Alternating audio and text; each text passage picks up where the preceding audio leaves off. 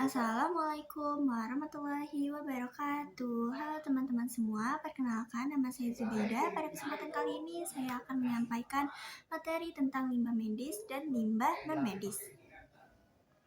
Jadi, limbah kesehatan adalah seluruh sisa kegiatan yang dihasilkan dari pelayanan kesehatan, baik yang berasal dari tindakan medis maupun kegiatan penunjang lainnya.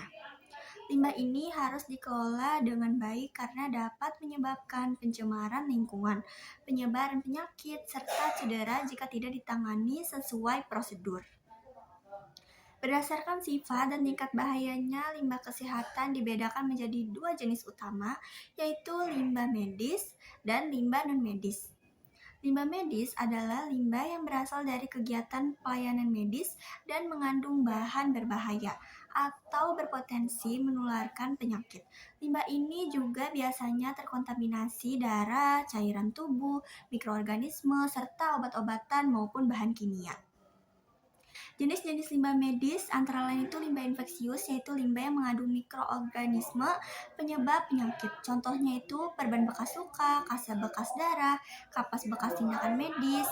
Selanjutnya ada limbah benda tajam, yaitu limbah yang dapat melukai dan menyebabkan infeksi. Contohnya jarum suntik, pisau bedah, serta ampul obat pecah. Selanjutnya itu limbah farmasi, yaitu limbah yang berupa obat-obatan yang sudah tidak terpakai.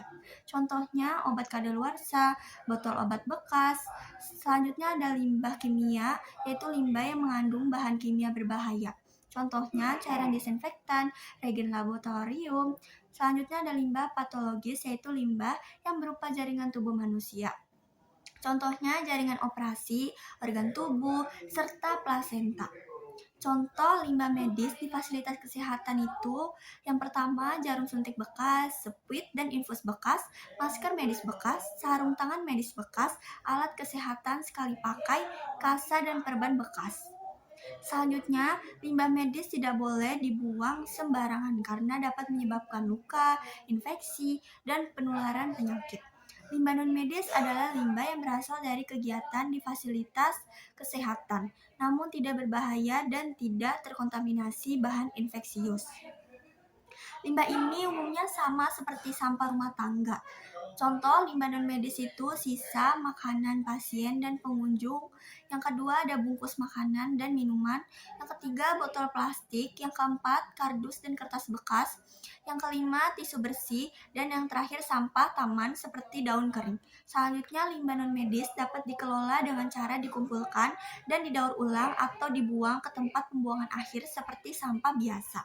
Perbedaan utama antara limbah medis dan non-medis terletak pada tingkat risiko dan cara pengelolaannya. Limbah medis memiliki risiko tinggi terhadap kesehatan, sedangkan limbah non-medis tidak.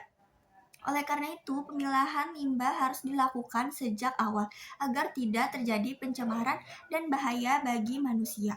Pengelolaan limbah yang tidak sesuai dapat menimbulkan berbagai dampak negatif, seperti penyebaran penyakit, menular, pencemaran lingkungan, serta risiko cedera akibat benda tajam. Oleh karena itu, seluruh fasilitas kesehatan wajib menerapkan pengelolaan limbah yang aman dan sesuai standar. Demikian penjelasan mengenai limbah medis dan limbah non-medis. Terima kasih. Wassalamualaikum warahmatullahi wabarakatuh.